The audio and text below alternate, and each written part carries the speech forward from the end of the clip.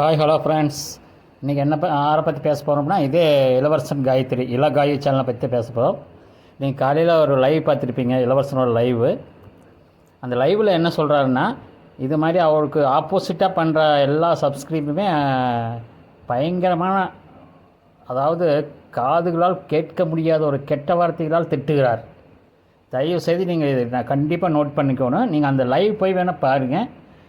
உண்மையிலே அருவருப்பான ஒரு கெட்ட வார்த்தைகள் திட்டுகிறார்.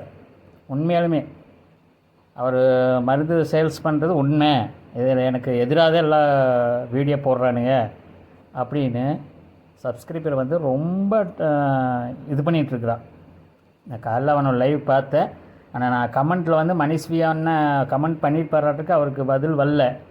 அதில் ஒருத்தர் கேட்குறாரு, மணிஸ்வியானுக்கு ரிப்ளை பண்ணு சொல்லுங்காட்டி, அவன் ஒரு மயிராண்டி, அவன் சும்மா வாயில் தான் பேசிகிட்டு இருப்பேன், அவனுக்கு நேரில் வர சொல்கிறா பார்க்கலாம். அவன் வீடியோ போட்டு என்ன கண்டென்ட் பண்ணி அவன் வியூஸ் வாங்குறதுக்கு ஐடியா பண்ணிட்டேன்.